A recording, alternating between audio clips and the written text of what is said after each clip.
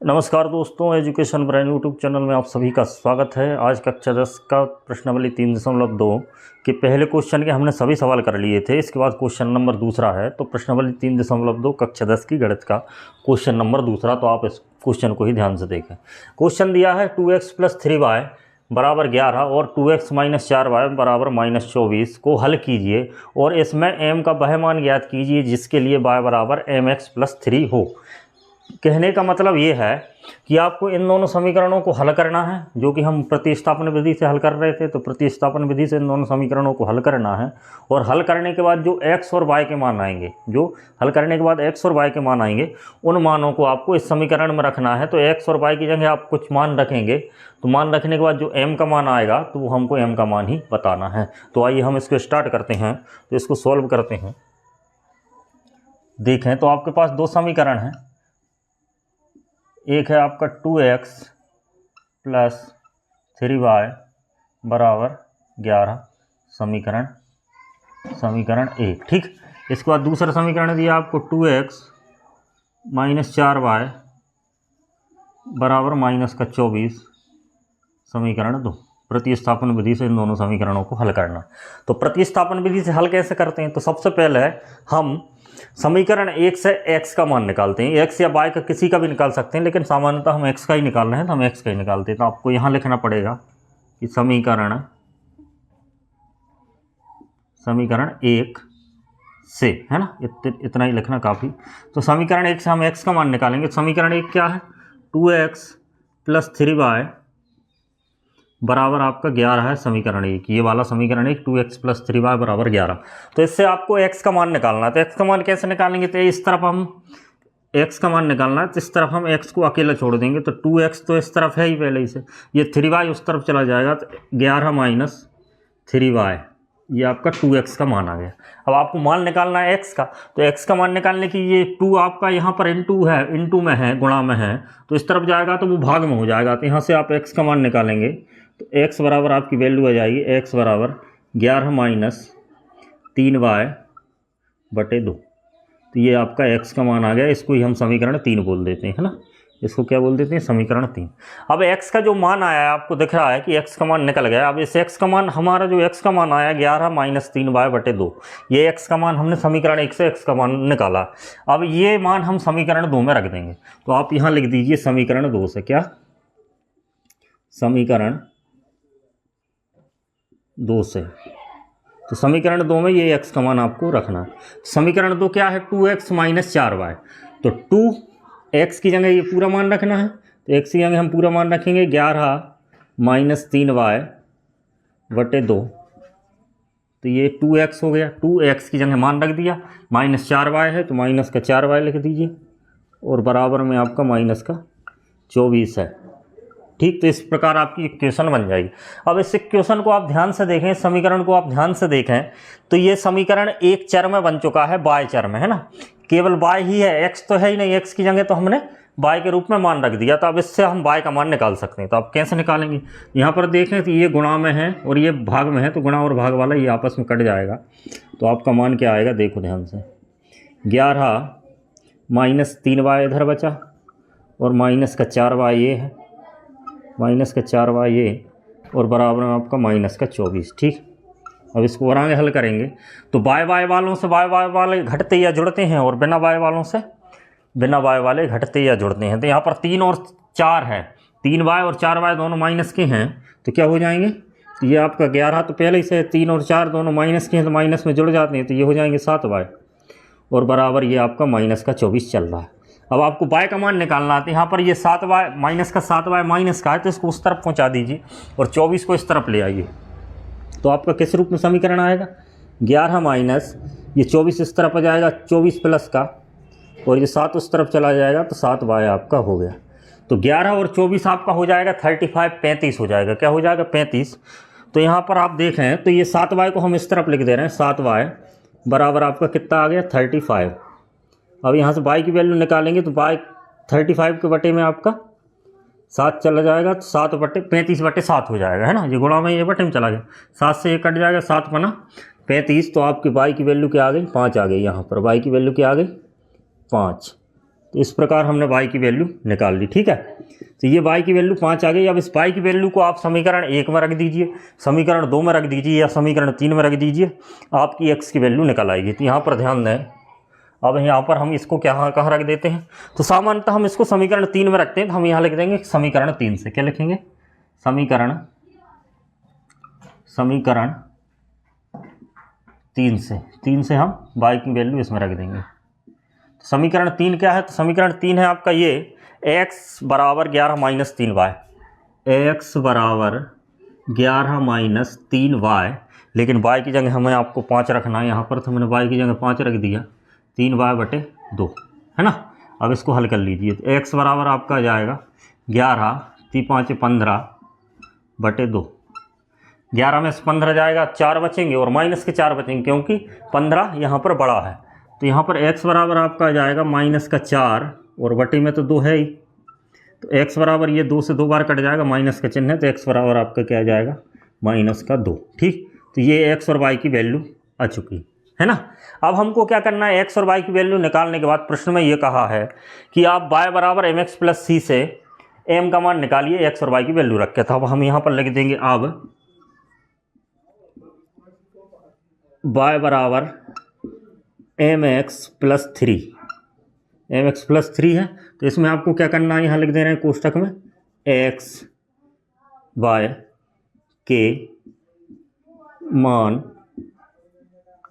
रखने पर, x और y के मान यहाँ पर आप रख दीजिए, तो आपका m का मान निकल आएगा। तो x और y के मान है क्या, x और y के मान आप देखें ध्यान से कि x का मान आपका 2 है माइनस का और y का मान 5 है, तो रख दीजिए। तो y की जगह आपको यहाँ क्या रखना है, 5 बराबर mx और x की जगह क्या रखना, माइनस का 2 और प्लस 3। अब इसको हल कीजिए, हल करते हैं, तो यहाँ पर 5 हो जाएगा, ये 3 इस तरफ आएगा तो माइनस का 3 हो जाएगा बराबर, और माइनस का ये 2m हो जाएगा, है ना। अब यहाँ से ध्यान दें कि 5 में से 3 जाएगा, 2 बचेगा प्लस का और ये माइनस का 2m है। अब 2 इस तरफ जाएगा तो इसके बटे में जाएगा, तो आपका m बराबर क्या जाएगा, 2 बटे माइनस का 2 और m बराबर आपका माइनस का 1 आंसर आ जाएगा। तो इस प्रकार इस क्वेश्चन को आप कर सकते हैं। ठीक है, तो क्वेश्चन आपको समझ में आया होगा। क्वेश्चन में बोला क्या था कि इन दोनों समीकरणों से आप x और y का मान निकालिए और x और y के मान को निकालकर इस तीसरे समीकरण में रख के m का मान ज्ञात कीजिए। तो हमने वही किया कि समीकरण 1 व 2 को प्रतिस्थापन विधि से हल कर लिया और हल करने के बाद x और y के मान जो निकले उसको हमने रख दिया, x और y के जो मान निकाले उनको हमने रख दिया इस समीकरण जो आपको जो दिया था ये वाला समीकरण, इसमें हमने मान रख दिए। मान रखने के बाद हमारा m का मान क्या आ गया, -1। तो आपका यही आंसर है। ठीक है, -1, m बराबर -1 आपका आंसर यही है। तो इस प्रकार इस क्वेश्चन को आपको करना था। तो ये काफ़ी इम्पोर्टेंट तो ये काफ़ी महत्वपूर्ण क्वेश्चन है, तो इसको आप इस बात को आप ध्यान रखें। तो इसको आप कर लीजिए, आप वीडियो रोक कर इसको लिख लीजिए या इसका स्क्रीनशॉट ले लीजिए। इसके बाद हम कुछ क्वेश्चन और देखते हैं। तो देखिए अभी तक हमने प्रश्न नंबर पहले के और प्रश्न नंबर दूसरा कर लिया और प्रश्न नंबर तीसरे में 6 क्वेश्चन है, तो उन 6 क्वेश्चनों में से ये 5 लिखें। तो अभी हम ये 5 को करते हैं, फिर छठवा करेंगे। तो आप ध्यान दें, क्वेश्चनों में ये दिया है कि निम्नलिखित समस्याओं के रैखिक समीकरण बनाइए तथा उनको प्रतिस्थापन विधि से हल कीजिए। तो यहाँ पर जो समस्याएं दी हैं वो लिखित रूप में दी है, हमको समीकरण हमको खुद ही बनाना है। तो देखो पहला क्वेश्चन आपको दिया है कि दो संख्याओं का अंतर 26 है, मतलब कोई दो संख्या हैं उनको आपस में घटाने पर 26 आता है। इसके बाद एक कंडीशन ये और दी है कि एक संख्या दूसरी संख्या से 3 गुनी है। दोनों संख्याओं के बीच संबंध भी दिया है कि एक संख्या दूसरी संख्या की 3 गुनी, जैसे एक संख्या अगर 4 है तो दूसरी संख्या की 3 गुनी है तो दूसरी संख्या 12 होगी। इस प्रकार दिया है। पहला क्या दिया है कि दो संख्याओं का अंतर 26 है और उसके बाद एक संख्या दूसरी संख्या की 3 गुनी है। तो यहाँ पर हमको ध्यान देना। तो यहाँ पर समीकरण कैसे बनाते हैं आपको वो देखना सबसे पहले। तो सबसे पहले आपको दो संख्याएं दी हैं, अब उन दोनों संख्याओं को ही हमको ज्ञात करना। तो उन दोनों संख्याओं को हम क्या मान लेते हैं, तो चर के रूप में मान लेते हैं। एक मान लेते हैं कि एक संख्या x है और दूसरी संख्या y है। तो इसके बाद हम ऐसा मानने के बाद जो प्रश्न में लिखा उसके अनुसार चलते हैं। तो आप यहाँ पर ध्यान दें। तो सबसे पहले ये पहले क्वेश्चन को कर रहे हैं। यहाँ पर देखें ये पहला क्वेश्चन, यहाँ पर लिखें कि माना, पहले क्वेश्चन आप लिखेंगे कि माना कि एक संख्या क्या है, दो संख्या दी, एक संख्या माना कि एक संख्या x है और दूसरी संख्या दूसरी संख्या y है, तो ये हमने मान लिया। एक संख्या x है और दूसरी संख्या y है, ये हमने सबसे पहले मान लिया। माना कि एक संख्या x है और दूसरी संख्या y है। अब प्रश्न के अनुसार हमको ये दिया है कि अब दो संख्याएं हैं, दोनों अलग अलग संख्याएं हैं, तो इसका मतलब एक संख्या बड़ी होगी एक छोटी होगी, है ना, समान तो होंगी नहीं। तो दोनों संख्याओं का अगर समान होंगी, दोनों संख्याओं का अंतर 0 होगा, तो एक संख्या बड़ी होगी और एक छोटी होगी। तो हम पहले प्रश्न में हमको क्या दिया है कि उन दोनों संख्याओं के बीच अंतर कितना है, अंतर 26 है। तो हम मान लेते हैं प्रश्न अनुसार, प्रश्न में जो दिया उसके अनुसार एक समीकरण आपका बन जाएगा कि प्रश्न अनुसार दोनों संख्याओं का अंतर कितना दिया है, अंतर मतलब x पहली मानी है और दूसरी हमने मानी y, अगर दोनों का अंतर निकालेंगे तो वो क्या आएगा, 26 आएगा। ये आपका समीकरण 1 बन चुका है। ठीक है, समीकरण 1 किस प्रकार बना है, हमने दो संख्याएं दी थी, उन दोनों संख्याओं को माना कि पहली संख्या x है और दूसरी संख्या y है, और प्रश्न में आपको ये उपलब्ध मतलब ये पहले से ही जानकारी दी है कि उन दोनों संख्याओं का अंतर कितना है, 26 है। तो हमने x माइनस y बराबर 26 मान लिया, तो ये हमारा समीकरण 1 है। लेकिन x माइनस y बराबर हमने 26 माना है, तो इसका मतलब ये भी है कि x जो है, यहाँ लिख दे रहे हैं, यहाँ आपका जो x है वो बड़ी संख्या माना है हमने और y छोटी संख्या है ना। x को हमने क्या माना, बड़ी संख्या, क्योंकि x में से अगर y घटाएंगे 26 बच रहा है, तो इसका मतलब भी यही है कि x y से बड़ा है। तो हम यहाँ पर लिख देंगे कि यहाँ x y से बड़ा है। ठीक है, अब हमको पुनः प्रश्न अनुसार लिखना है इसमें कि फिर प्रश्न क्या बोल रहा है, तो यहाँ पर लिखें पुनः प्रश्न अनुसार। पुनः प्रश्न आपसे ये बोल रहा है कि एक संख्या दूसरी संख्या की तिगुनी है। तो देखिए समीकरण 1 बन चुका है। और यहाँ पर ध्यान दें कि समीकरण 1 बनने के बाद आपको प्रश्न में आगे दिया है कि एक संख्या दूसरे संख्या की 3 गुनी है। क्या है, एक संख्या दूसरी संख्या की 3 गुनी। तो हम यहाँ पर लिखते हैं कि एक x संख्या हमने मानी है और एक y संख्या मानी है ना। अगर इन दोनों को बराबर कर दें, है ना, क्या कर दें, इन दोनों को बराबर कर दें, x बराबर y है, बराबर के चिन्ह का मतलब इस तरफ भी जितना होना चाहिए मान, उस इस तरफ भी उतना ही मान होना चाहिए। बराबर का मतलब यही होता है कि इस तरफ जितना है उतना इतना इस तरफ भी उतना ही मान होना चाहिए। तो यहाँ पर ध्यान दें कि एक संख्या दूसरे संख्या की 3 गुनी है। और सबसे पहले हमने यहाँ पर मान ही लिया था कि x बड़ी है, क्या है, x बड़ी है और y छोटी है, और हमने इन दोनों को बराबर लगा दिया। लेकिन हमको पता है कि ये x बड़ा है, x बड़ा मतलब ये बड़ा है, मैं लिख के ही बता रहा हूँ, है ना, इसको लिखना नहीं है आपको। x बड़ा है और ये छोटा है। ठीक है, x बड़ा है और y छोटा है, और हमने दोनों को बराबर कर दिया। अब इनको बराबर करने के लिए क्या करना पड़ेगा, बराबर करने के लिए आपको कुछ नहीं करना, कि आपको प्रश्न में दिया कि एक संख्या दूसरे संख्या की 3 गुनी है। तो 3 गुनी मतलब 3 से गुणा करना पड़ेगा। तो 3 से गुणा किस में करें, अगर बराबर करना है इनको, तो जो छोटा है उसमें गुणा करेंगे 3 से, जब वो बराबर होगा। तो यहाँ पर हमने 3 से गुणा कर दिया, इसमें 3y हो गया। ये छोटा बड़ा आपको नहीं लिखना, ठीक है। तो x बराबर आपका क्या हो गया, 3y हो गया है ना। तो यहाँ पर हमको प्रश्न में ये दिया था कि एक संख्या दूसरी संख्या से 3 गुनी है, तो दूसरी संख्या से 3 गुनी है, तो इसका मतलब हमने लिख दिया कि x बराबर 3y हो गया। इसमें ये नहीं दिया 3 मतलब बराबर का चिन्ह हमने लगाया था। बराबर का मतलब ये होता है कि दोनों तरफ समान वैल्यू होना चाहिए। तो यहाँ पर ये समान वैल्यू नहीं थी, 3 गुनी थी एक दूसरे से बड़ी, इसलिए हमने 3 का गुणा कर दिया। इस प्रकार हमको दूसरा समीकरण ये मिल गया। ठीक है, तो ये हमारा दूसरा समीकरण। अब इन दोनों समीकरणों को हमको क्या करना, प्रतिस्थापन विधि से हल करना। प्रतिस्थापन विधि का मतलब ये होता है कि आपको क्या करना, समीकरण 1 से x का मान निकालना और उसको समीकरण 2 में रखना। तो लेकिन यहाँ पर आप ध्यान दें कि समीकरण 1 और 2 है, और समीकरण 2 में x का मान पहले ही से निकला है कि x बराबर 3y है। तो हम समीकरण 2 का जो x बराबर 3y है वो समीकरण 1 में रख देते हैं। प्रतिस्थापन का मतलब यही होता है कि एक समीकरण से मान निकालो और दूसरे समीकरण में रखो। तो हम प्रतिस्थापन विधि में अभी तक क्या करते आए थे कि समीकरण 1 से हम x का मान निकालते थे। तो ऐसा जरूरी नहीं है कि समीकरण 1 से x का मान निकालना, आप ऐसा भी कर सकते हैं कि समीकरण 2 से x का मान निकाल लें और उसको समीकरण 1 में रख दें। तो हम इस सवाल में यही करेंगे, क्योंकि इससे ये आसान हो जाएगा, क्योंकि समीकरण 2 x का मान ही है ना। तो आपको यहाँ पर लिखना है कि समीकरण 2 से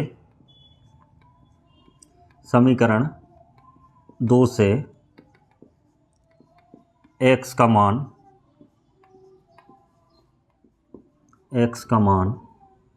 समीकरण 1 में रखने पर, है ना। ये लिख दिया, क्या लिख दिया कि समीकरण 2 से x का मान समीकरण 1 में रखने पर। तो अब समीकरण 1 क्या है, आपको दिया है कि समीकरण 1 में x की जगह आपको रखना 3y। तो हमने x की जगह रख दिया क्या, 3y। तो x की जगह 3y, फिर माइनस का चिन्ह है तो माइनस, और फिर क्या है y है, तो हमने ये y लिख दिया। और बराबर में क्या है 26 है, तो ये हमने 26 लिख दिया। अब ये पूरा समीकरण y के रूप में सेट हो चुका है और अब इससे हल करके हम y का मान निकाल लेंगे। तो यहाँ पर ध्यान दें कि 3y प्लस का है माइनस का y है, 3y में से y जाएगा तो क्या बचेगा, 2y बचेगा और बराबर आपका 26 चल रहा है। यहाँ पर फिर ध्यान दें आप कि 2 यहाँ पर गुणा में है तो यहाँ इसके बटे में जाएगा तो y बराबर आपका हो जाएगा 26/2। तो 2 से ये कट जाएगा 13 बार। तो यहाँ पर आपकी y की जो वैल्यू आ गई वो आ गई, क्या आ गई, 13 आ चुकी। क्या आ चुकी, 13। ठीक, अब y की वैल्यू 13 आ गई और हमको पता है कि अगर y में 3 का गुणा कर दें तो वो x की वैल्यू आ जाती है ना। क्या आ जाती है, y में अगर 3 का गुणा कर दें तो वो x की वैल्यू आ जाती है। तब आप ये y के मान को समीकरण 2 में रख दीजिए। तो आप यहाँ पर फिर लिख दीजिए समीकरण 2 से। क्या लिखेंगे, समीकरण 2 से। तो समीकरण 2 क्या है, x बराबर 3y। तो 3 और y की जगह आप रख दीजिए 13। तो आपका x बराबर क्या आ जाएगा, 13 तिया 39। x का मान क्या आ गया, 39 आ गया। ठीक है, तो y का मान 13 आ गया, x का मान 39 आ गया। एक संख्या दूसरे के 3 गुनी भी है, ये 13 है और ये 13 तिया 39 है। और दोनों संख्याओं का आप अंतर भी निकालेंगे, 13 39 में से 13 जाएगा तो 26 बचेगा। तो प्रश्न की सभी कंडीशनों को पालन कर रहे हैं x और y की ये मान। तो हमारा आंसर यही है। तो आप यहाँ लिख दीजिए, अतः वे संख्याएं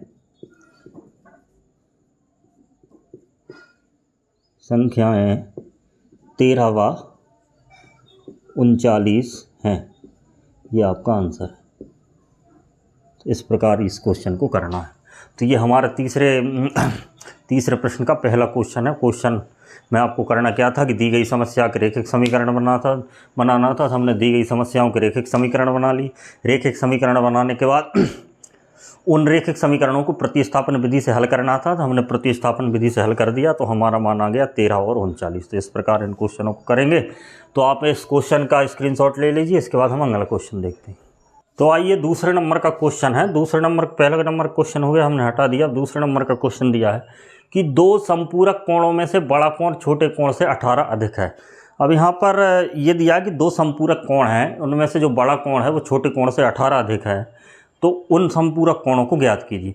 यहाँ पर ये प्रश्न, मतलब ये प्रश्न देने का मतलब ये है कि वो जानना चाहता है कि विद्यार्थियों को संपूरक कोण का मतलब पता होता है कि नहीं। तो संपूरक कोण वास्तव में क्या होता है, तो संपूरक कोण वे कोण होते हैं, दो कोणों के जोड़े होते हैं जिनका योग 180 अंश होता है। मतलब अगर संपूरक कोण 180 है, संपूरक कोण 180 है कोण, तो उसका संपूरक कोण क्या हो जाएगा, 100 हो जाएगा, क्योंकि दोनों का योग हमेशा 180 बनाना। यदि एक 70 है तो दूसरे कोण को 110 मानना पड़ेगा। यदि एक 110 है तो दूसरे कोण को 70 मानना पड़ेगा, क्योंकि संपूरक कोण का मतलब ही यही होता है कि दोनों कोणों का योग कितना होना चाहिए, 180 होना चाहिए। तो यहाँ पर आप लिख दें कि 2 कोण है तो उनमें से एक कोण बड़ा है और एक छोटा है। तो हम मान लेते हैं यहाँ पर क्वेश्चन नंबर दूसरा सॉल्व करते हैं अपन। सबसे पहले आप माना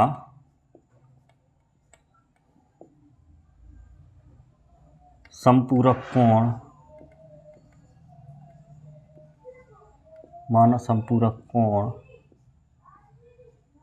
संपूरक कोणों में बड़ा कोण x डिग्री है तथा छोटा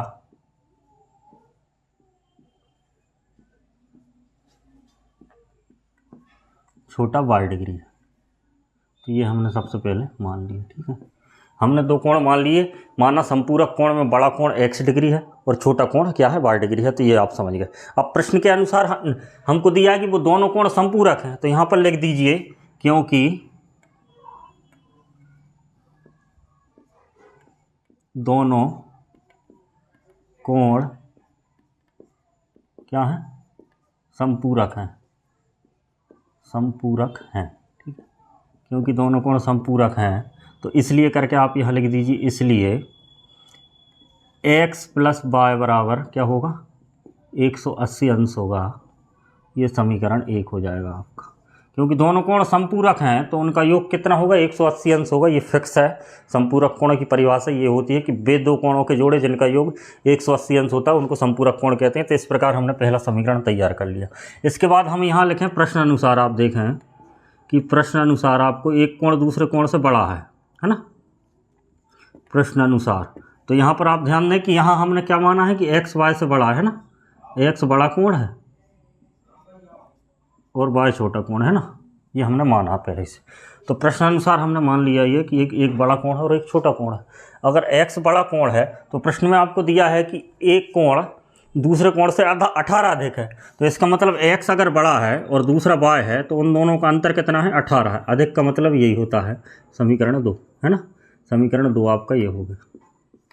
क्या है, प्रश्न में आपको दिया है कि एक कोण छोटा कोण बड़े कोण से 18 अधिक है। तो अगर एक व्यक्ति की आयु दूसरे व्यक्ति की आयु से 18 अधिक है तो उन दोनों की आयु का अंतर क्या होगा, 18 होगा। इसका मतलब यही है। तो हमने मान लिया कि x बड़ा है, अगर x में से y घटा देंगे तो उनका अंतर क्या होगा, 18 होगा। इसको आप ऐसे भी समझ सकते हैं कि बड़ा कोण हमने x माना है, अगर इसके एक स्टेप पीछे आप लिखना चाहें तो लिख सकते हैं कि बड़ा कोण x है, तो बड़ा कोण दूसरे वाले कोण जो हमने छोटा माना उससे 18 अधिक है, मतलब दूसरे वाले कोण में अगर आप 18 जोड़ देंगे तो वो बड़े कोण के बराबर आ जाएगा। तो ये बात आप समझ गए होंगे। तो यहाँ से y हम इस तरफ ले आते हैं तो x माइनस वाई बराबर आपका 18 हो जाएगा। ये आपका समीकरण 2।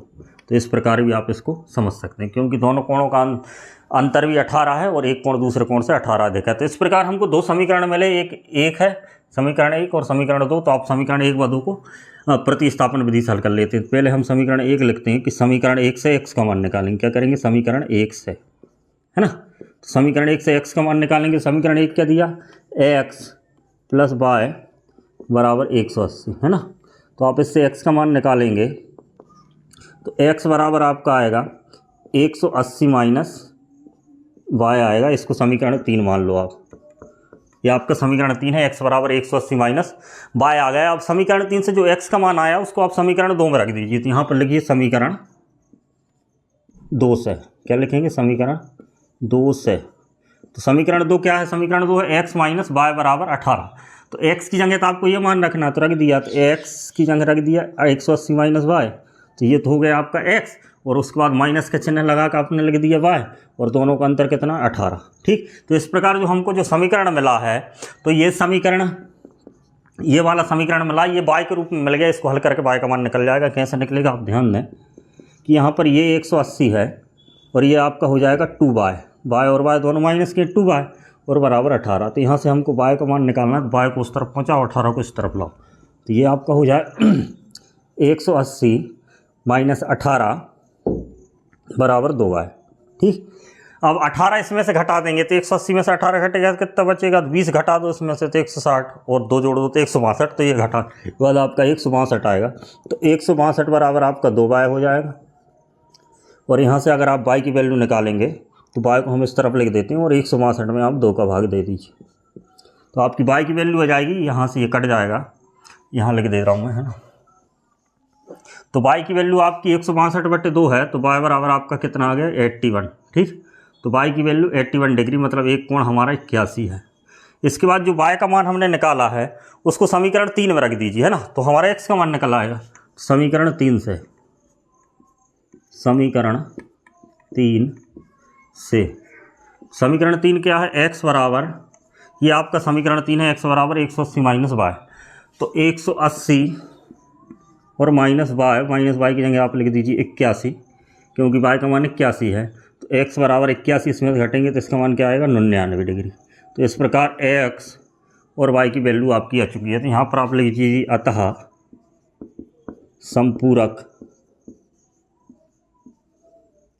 संपूरक कोण x बराबर आपका 99 डिग्री व y बराबर 81 डिग्री है। तो ये आपका आंसर आ गया। इस प्रकार आपको हल करना है। ठीक है। तो 99 और 81 दोनों संपूरक कोण है, क्योंकि इनको जोड़ने पर क्या आ रहा है आपका 180 आ रहा है, और इन दोनों को एक दूसरे में से घटाएंगे, बड़े में से छोटे को घटाएंगे तो 18 ही आएगा। तो इस प्रकार इस क्वेश्चन को कर सकते हैं। इसके बाद हम अगला क्वेश्चन देखते हैं। तो देखिए तीसरे नंबर का क्वेश्चन है, ये थोड़ा समझने वाला है, तो आप इसको समझें। क्या दिया कि एक क्रिकेट टीम के कोच ने 7 बल्ले और 6 गेंदें 3800 रुपये में खरीदी, 3800 रुपये में खरीदी। उसके बाद क्या हुआ कि उसके बाद उसने 3 बल्ले और 5 गेंदें 1750 रुपये में खरीदी। तो आपको ये बताना है कि एक बल्ले मतलब प्रत्येक बल्ले और प्रत्येक गेंद की कीमत क्या है, मूल्य क्या है।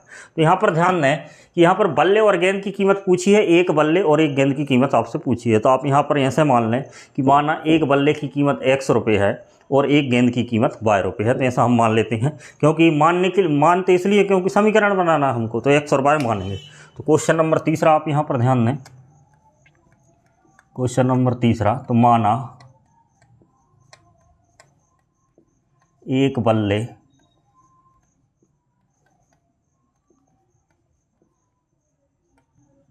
और एक गेंद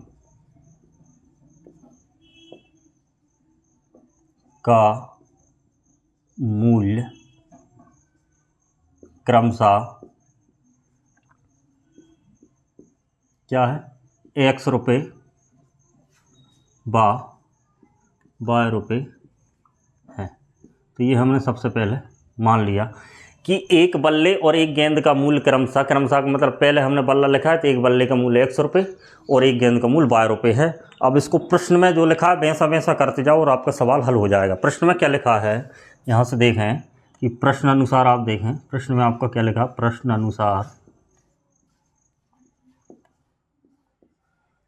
में आपका लिखा है कि 7 बल्ले हैं। क्या लिखा है, 7 बल्ले हैं और 6 गेंदें हैं। तो हमने एक बल्ले की मूल्य कितना माना है, x रुपये। तो 7 बल्ले का मूल्य कितना होगा, 7x रुपये। ऐसे देखो कि एक बल्ले का मूल्य यदि 100 रुपये है तो 2 बल्लों का मूल्य कितना होगा, 200 रुपये, मतलब 100 गुणित 2।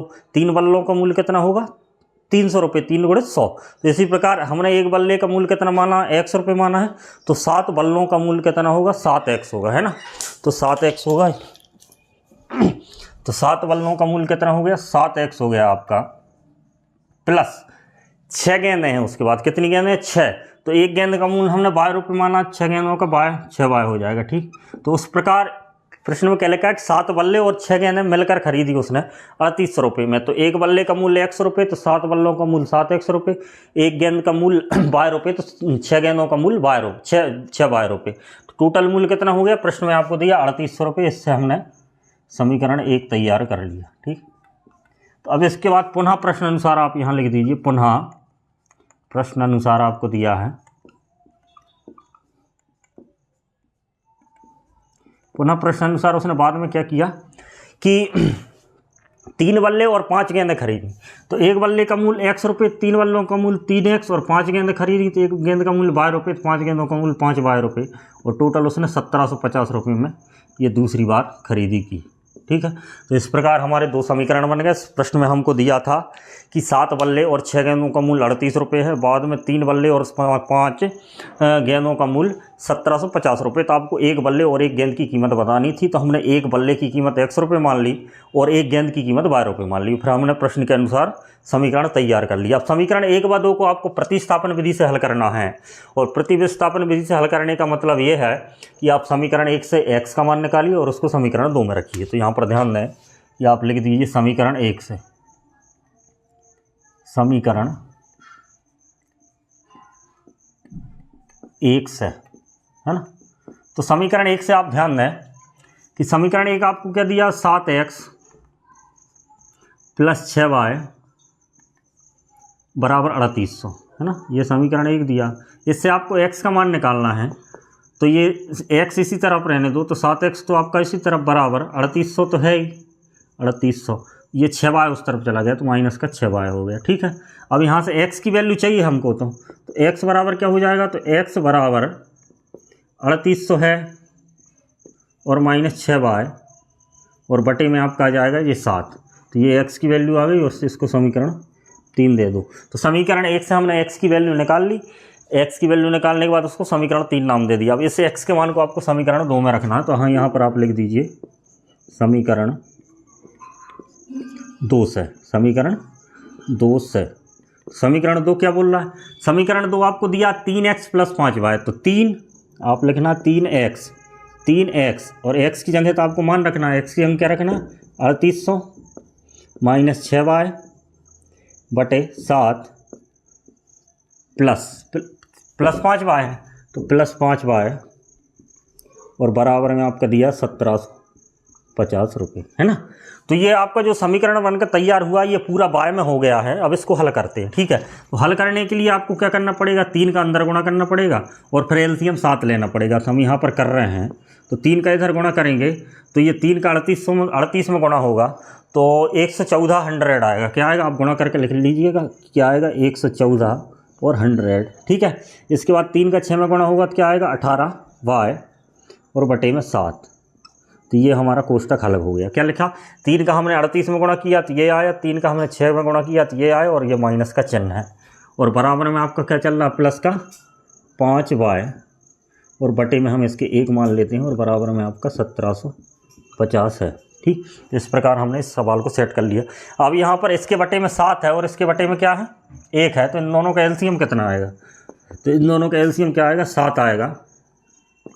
तो एलसीएम लेने के बाद हम हल करते हैं, वो आपको आता ही होगा 7 एकम 7, 1 का गुणा इस पूरे में गुणा होगा तो ये तो वैसे ही का वैसा रहेगा, क्योंकि 1 का किसी में गुणा होता वो वैसे ही का वैसा आएगा, माइनस 18y।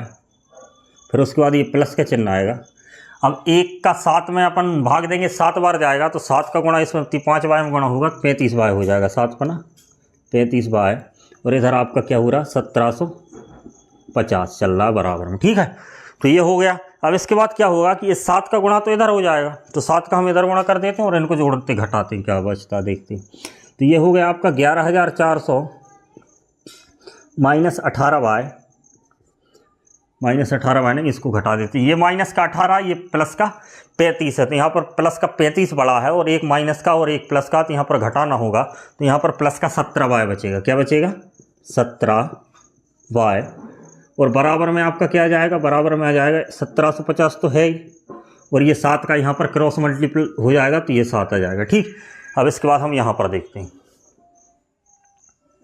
ठीक है। आपको इसके नीचे ही करना है क्योंकि यहाँ जगह कम है, इसलिए मैं यहाँ बता रहा हूँ। तो यहाँ पर 11,700 उस तरफ जाएगा, है ना। तो इस तरफ क्या बचेगा, अकेला 17y बचेगा, और 11,700 का इसमें गुणा कर लेते हैं। 7 में 0 का गुणा होगा तो आपका 0 आएगा, 7 में 5 का गुणा होगा 7 पना 35, हाँस के आज 3, फिर 7 का 7 में गुणा होगा 7 सतैया 49 होगा। क्या होगा 7 सतैया 49 और 3 52, हाँस के आए 5, ठीक है। फिर 7 एकम 7 और 7 और 5 हो गए आपके 12,250, ठीक है। तो 12,250 आपका आ गया, और इधर से आपका चला जाएगा 11,400, है ना। तो अब यहाँ पर आप इसको हल करेंगे तो ये 17y और 11,400 आप इसमें से घटा दीजिए, 0 में से 0 गया 0, 0 में से 5 गया 5, 4 गया 2 में से, मतलब 12 में से 2 गया तो 8, और यहाँ पर 1 घटाएंगे तो 1 में से 1 गया 0, तो ये 850 आएगा, ठीक है। तो 17y बराबर आपका 850 आ गया, और यहाँ से हम y की वैल्यू निकालेंगे तो y बराबर आपका आएगा 850 बटे में 17 से ये डायरेक्ट 5 बार कट रहा, मतलब 50 बार, तो इसका मतलब y की वैल्यू आपकी आ गई 50, ठीक है। तो y का मान आपको 50 आ चुका है। अब इस y के मान को आपको समीकरण 3 में रखना है, तो आपका x का मान आ जाएगा। तो यहाँ पर लिख दीजिए समीकरण 3 से आप मान रख दीजिए। समीकरण 3 क्या है आपका, x बराबर 3800 माइनस 6y, तो 6 और y की जगह तो आपको 50 रखना है, और बटे में आपका क्या है 7 है। अब इसको हल करते हैं, यहाँ पर ध्यान दें, तो ये 6 पंजे 30 मतलब 300 हो जाएगा। क्या हो जाएगा 300, और 338 में से घटेगा 3500 बचेगा। यहाँ पर मैं डायरेक्ट लिख दे रहा हूँ, तो 3500 बटे आपका 7 हो जाएगा, और 7 पना 35, 5 बार जाएगा तो x का मान क्या आ जाएगा 500। तो इस प्रकार x और y के मान आ गए। तो यहाँ पर हमने देखें तो x का मान हमने बल्ले का मूल माना था और y का मान हमने गेंद का मूल माना था। तो यहाँ पर लिख दें कि अतः एक बल्ले का मूल्य रुपये में 500 तथा एक गेंद का मूल्य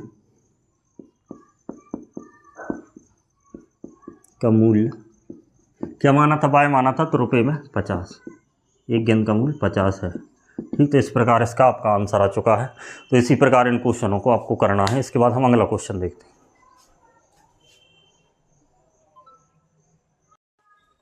तो देखिए चौथे नंबर का क्वेश्चन है। क्वेश्चन थोड़ा समझने वाला है, तो आप इसको समझिए। क्या लिखा है कि एक नगर में टैक्सी के भाड़े में एक नियत भाड़े के अतिरिक्त चली गई दूरी के दूरी का भाड़ा सम्मिलित किया जाता है। यदि एक व्यक्ति 10 किलोमीटर दूरी तय करता है तो उसको भाड़ा 105 रुपये देना पड़ता है।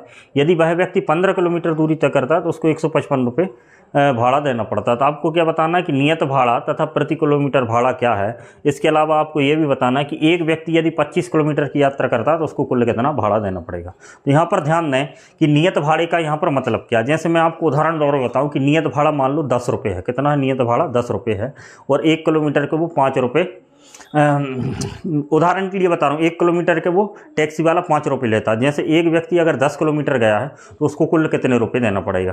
तो यहाँ पर 1 किलोमीटर के यदि वो टैक्सी वाला 5 रुपये लेता है, 10 किलोमीटर कितने रुपये लेगा? 50 रुपये लेगा। 50 रुपये, तो ये किलोमीटर के आधार पर उसने 50 रुपये ले लिए। उसके बाद उसका नियत भाड़ा 10 रुपये है, तो 50 वो और 10 रुपये वो, कुल टोटल 60 रुपये भाड़ा लेगा। कितने? 10 किलोमीटर का।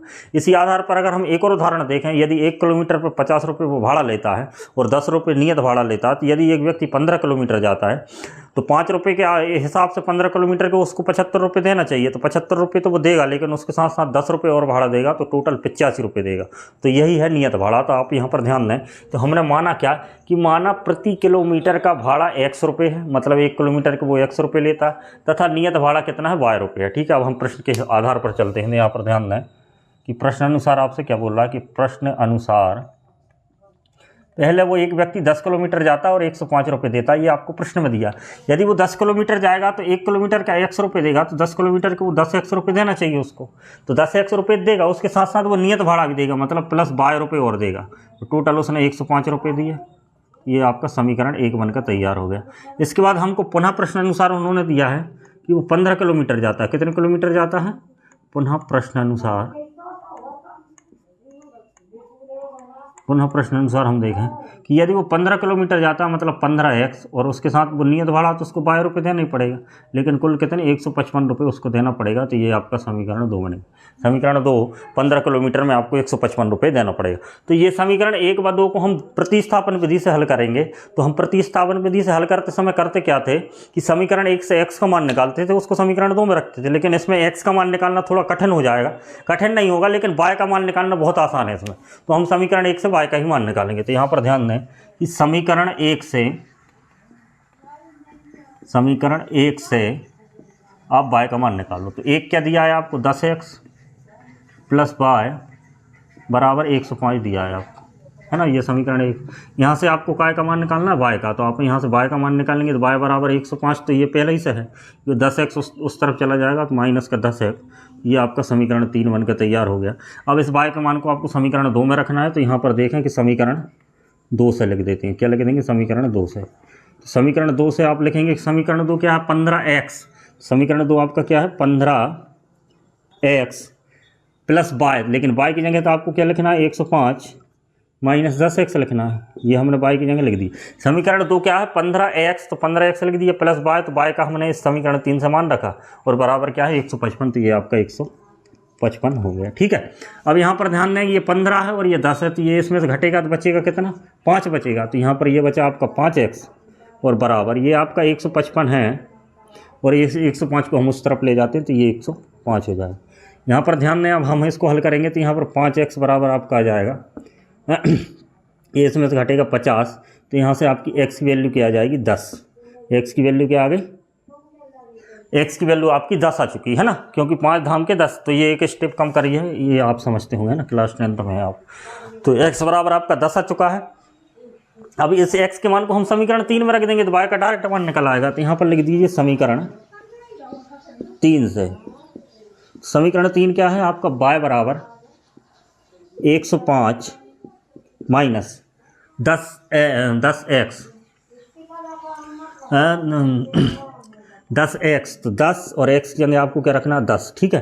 तो 10 गुणे 10 हो जाएगा आपका 100। तो 105 माइनस 100, तो y बराबर आपका क्या आ जाएगा? 5 रुपये। मतलब नियत भाड़ा कितना? 5 रुपये। तो ये हमारे x और y के मान आ चुके हैं। ठीक है। अब इस x और y के मान की हम थोड़ी सी जांच कर लेते हैं। क्या लिखा है कि 10 किलोमीटर पर उसको कितना रुपये देना पड़ता था? 105 रुपये। तो हमने निकाला क्या है कि 1 किलोमीटर पर उसको 10 रुपये देना पड़ेगा, तो 10 किलोमीटर पर उसको 100 रुपये देना पड़ेगा। तो 100 रुपये देना चाहिए थे, लेकिन वो दे कितने रहा? 105 रुपये। तो 5 रुपये उसका नियत भाड़ा। अब यहाँ पर ध्यान दें, 15 किलोमीटर पर अगर 10 रुपये के आधार पर देखें तो इसको 150 रुपये देने चाहिए थे, लेकिन वो दे कितने रहा? 155 रुपये, मतलब 5 रुपये नियत भाड़ा। ठीक है। अब प्रश्न में हमने वो तो निकाल लिया कि 1 किलोमीटर का भाड़ा कितना है 10 है और नियत भाड़ा कितना 5 है। अब प्रश्न में आपको क्या दे रहा है कि प्रश्न में आपको एक बात और निकालने की बोल रहा है कि 25 किलोमीटर की यात्रा में कितना भाड़ा लगेगा। तो हम यहाँ पर लिख देंगे अब 25 किलोमीटर की यात्रा का भाड़ा। 25 किलोमीटर की यात्रा में कुल कितना भाड़ा लगेगा वो देखते हैं। तो कितना लगेगा, तो 1 किलोमीटर में 10 लग रहा है, 25 किलोमीटर में 25 गुणे 10 लगेगा, तो ये 25 गुणे 10 लगा, लेकिन इसके साथ साथ नियत भाड़ा 5 और लगेगा। ठीक है, तो ये हो गया।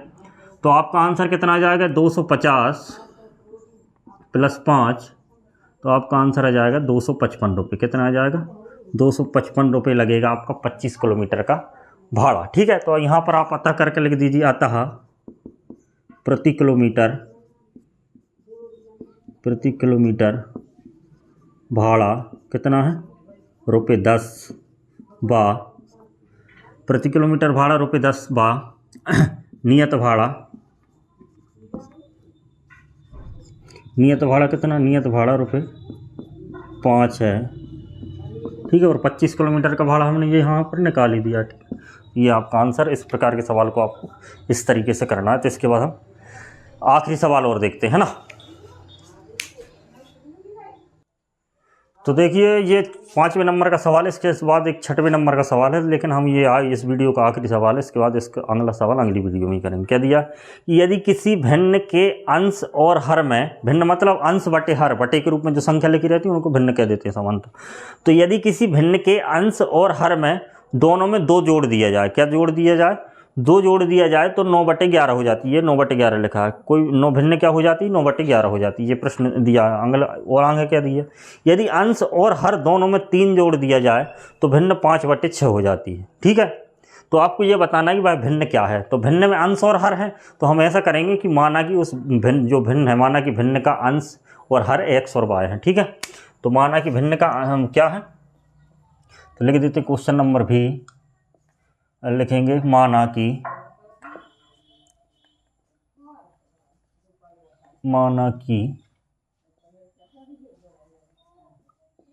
भिन्न का अंश व हर क्रमशः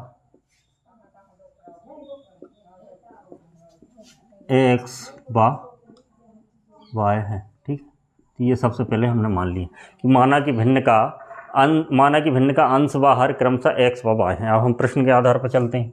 प्रश्न अनुसार y है, तो भिन्न क्या होगी, तो माना तो भिन्न क्या होगी, भिन्न बराबर होगी आपकी अंश बटे हर। तो भिन्न बराबर आपकी हो जाएगी अंश बटे हर, तो भिन्न बराबर आपकी हो जाएगी x बटे y। तो अंश और हर में x और y माने। ठीक, ये हो गया। अब हम ध्यान देते हैं प्रश्न अनुसार। आपको प्रश्न में क्या दिया,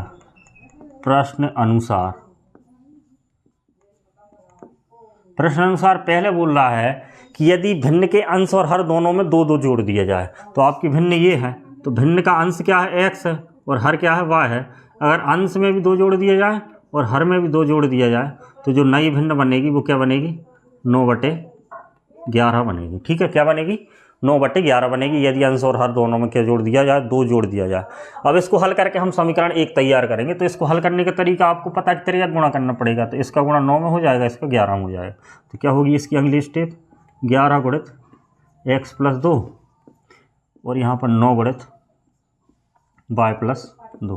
अब इसको हल करते हैं आगे।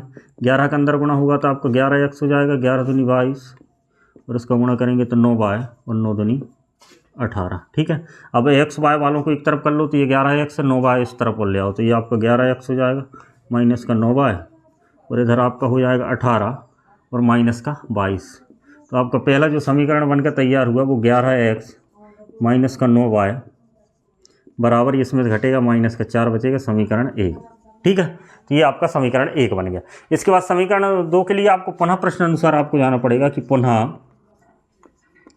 प्रश्न अनुसार आप देखेंगे आगे प्रश्न में ये दिया है कि यदि अंश व हर दोनों में 3 जोड़ा जाए तो भिन्न क्या हो जाती, 5/6 हो जाती। तो भिन्न का अंश क्या है x है और हर क्या है y है। यदि दोनों में 3 जोड़ दिया जाए, इसमें भी 3 और इसमें भी 3, तो भिन्न आपकी क्या हो रही है 5/6 हो रही है।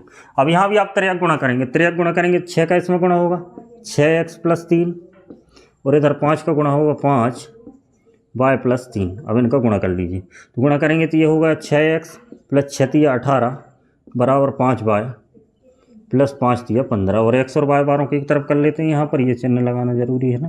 तो ये आपका हो जाएगा 6x और ये 5y इस तरफ आ जाएगा 5y और बराबर 15 - 18। तो आपका जो दूसरा समीकरण आपका बना वो इस प्रकार बन गया कि 6x - 5y बराबर यहाँ -3 बचेगा। ये आपका समीकरण 2 हो। तो आपका समीकरण पहला क्या है 11x - 9y बराबर -4 और 6x - 5y बराबर -3। अब इन दोनों समीकरणों को आपको क्या करना है, इन दोनों समीकरणों को आपको किस विधि से हल करना, प्रतिस्थापन विधि से हल करना। तो आप समीकरण 1 से x चाहे y का मान निकाल लीजिए, तो हम x के मान निकाल रहे हैं सामान्यतः। तो समीकरण 1 को हम देखते हैं, तो समीकरण 1 से, ठीक है, समीकरण 1 से क्या x का मान निकालें। समीकरण 1 क्या है 11x - 9y। समीकरण 1 आपको दिख रहा है 11x - 9y बराबर क्या दिया -4। तो ये आपका समीकरण 1 है। तो x का मान हमको निकालना है, तो ये आपका हो जाएगा 11x, 9y को उस तरफ ले जाइए तो बराबर -4 पहले ही से, तो 9y जाएगा तो ये +9y हो जाएगा और -4 और यहाँ से आपको x का मान निकालना है। तो x बराबर आपका जाएगा 9y - 4 बटे में 11। तो ये आपका समीकरण 3 हो जाएगा, ठीक है। तो ये आपका x का मान निकल चुका। इसके बाद आपको क्या करना है, इस x के मान को समीकरण 2 में रखना। तो यहाँ पर लिख दीजिए समीकरण 2 से, है ना। समीकरण 2 क्या है, समीकरण 2 है आपका 6x। तो 6x की जगह तो आप क्या रखना है, ये पूरा मान 9y - 4 बटे में 11। तो ये हो गया आपका 6x और -5y, तो -5y और बराबर -3। ये ठीक है। तो ये आपका ये इतना हो गया। अब इसको हल कर लेते हैं। तो 6 का अंदर गुणा करेंगे तो 6 × 54y हो जाएगा आपका, और 6 में 4 का गुणा करेंगे 24 हो जाएगा बटे में 11 और -5y ये है आपका, और 5y के बटे में 1 और बराबर का -3। ठीक। अब इसका एलसीएम ले लेंगे, तो एलसीएम क्या आएगा 11 आएगा।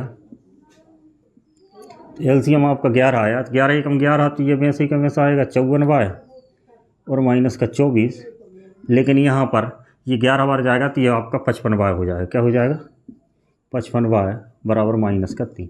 11 का इधर त्रियक गुणा हो जाएगा और यहाँ पर ध्यान दें ये 54 प्लस का 55 माइनस का, तो माइनस का y बचेगा और माइनस का 24 है ही, और इधर आपका क्या बचा 11 × 33 माइनस का। ठीक है। तो इसके बाद आप ध्यान दें कि ये माइनस का y है और यहाँ पर माइनस का 33, तो ये पहले ही से ये 24 उस तरफ जाएगा तो प्लस का 24 हो जाएगा, और यहाँ पर ये माइनस का y बराबर 33 माइनस का प्लस का 24 है, 9 बचेगा घटाने में और चिन्ह फिर भी माइनस का ही आएगा क्योंकि 33 बड़ी संख्या माइनस की। तो यहाँ पर बचे माइनस का 9, तो ये माइनस कट गया, तो आपका y बराबर क्या आ गया 9 आ गया। ठीक है। तो y बराबर आपका 9 आ गया। y बराबर हमने क्या माना था हर आ गया, मतलब भिन्न का हर आ गया। अब भिन्न का आपको अंश बताना है, तो भिन्न का अंश बताना है, इसको मिटा देता हूँ। भिन्न का अंश बताना है, तो अब y बराबर 9 आ गया। अब y का मान आप रख दीजिए समीकरण 3 में, तो आपका x का मान निकल जाएगा, फिर हम भिन्न निकाल देंगे, है ना। तो समीकरण 3 से लिख देते हैं। यहाँ पर क्या लिख दिया समीकरण 3 से।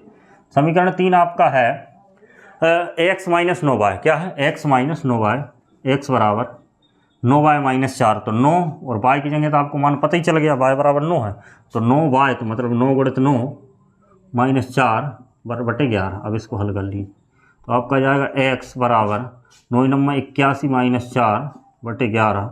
81 में 4 जाएगा 77 बचेगा, 77 बटे आपका 11 जाएगा, और x का मान आपका जाएगा 7। ठीक। तो ये आपके x और y के मान आ गए। अब यहाँ पर लिख देंगे अभिष्ट भिन्न। अभिष्ट भिन्न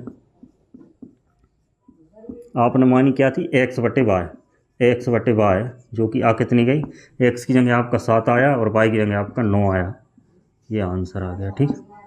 ठीक है। तो इस प्रकार आप इस क्वेश्चन को कर सकते हैं। इसी के साथ हम इस वीडियो को ख़त्म करते हैं। आपको ये वीडियो अच्छा लगा हो या मेरे साथ आप कक्षा 10 की गणित की तैयारी करना चाहते हो तो इस चैनल को सब्सक्राइब करें और इस वीडियो को लाइक करें। धन्यवाद।